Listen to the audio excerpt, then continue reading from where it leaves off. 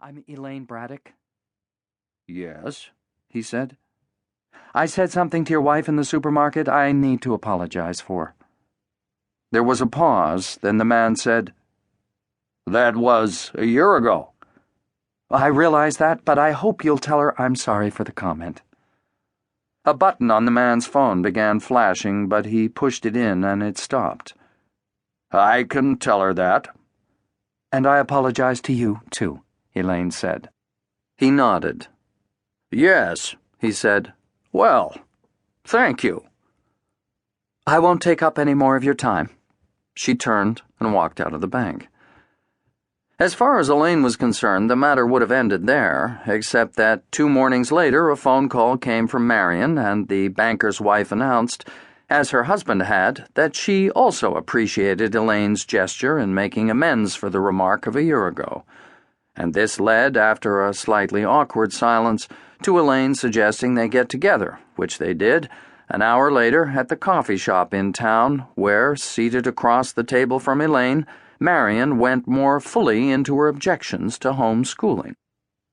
"We just don't think they're being prepared for the real world," she said.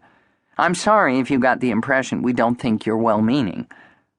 Elaine raised her cup to her lips. "The real world," she said. "That's our only concern." "Interesting." Elaine took a sip and returned the cup to her saucer. "What is?" "That concept of the real world.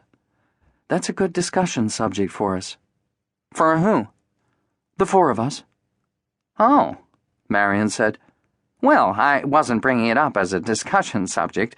I just wanted to be sure you were aware that—" "I know," Elaine said, "but we incorporate everything that comes along into their education, and I can see that concept making a really lively topic." Marion looked at her a few moments, then tore open a sugar packet. "Listen, I don't suppose you happened to see those people on the news last night? That family up in Vermont who are doing what you are?" "The Lewis family," Elaine said. "You know them?" "We went up to visit them once. They're well known in the movement." Marion emptied the sugar into her coffee. "Did you know they were in court?" "They're never out of court." "They were up on the steps of their courthouse yesterday, cursing and swearing at everyone in sight. Not the best advertisements for your cause." "Garth and Goya are very outspoken," Elaine said. And then she turned and looked through the window beside their table and at the sidewalk outside, and for a long time she just sat very still, staring through the glass, till finally Marion leaned forward slightly from the other side of the table. "Elaine?" "Yes," she said, still not turning back. "You okay?" She looked back at her. "I feel like I've lost you," Marion said. "Everything all right?" Elaine shook her head. "Not really." "Oh?" "Something's happened." It was quiet for another few moments, then Elaine said, "Actually, maybe you could shed some light on it." "What is it?" "Okay, some of the parents around town have begun complaining about us." "They have?" "Have you heard anything about this?" "Nothing."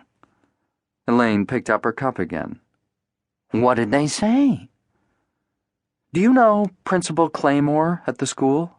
"Ralph Claymore, of course." "I guess a group of them contacted him to say their children were upset by our situation." There was another pause.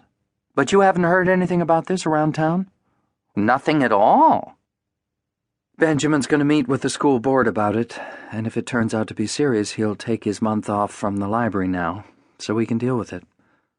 "I've heard nothing," Marion said. "but that doesn't mean anything." Elaine took a sip from her cup. "Of course, Benjamin thinks they're making it all up." "Who is?" "The school board." "Making what up?" "About the other parents, inventing it to get the boys back in school." "Oh, no, Elaine." "He thinks we've become an annoyance to them and they've just concocted the story." "The board would never do that," the other woman said. "Do you believe that?" "I just don't know." Elaine turned her wrist so she could see her watch.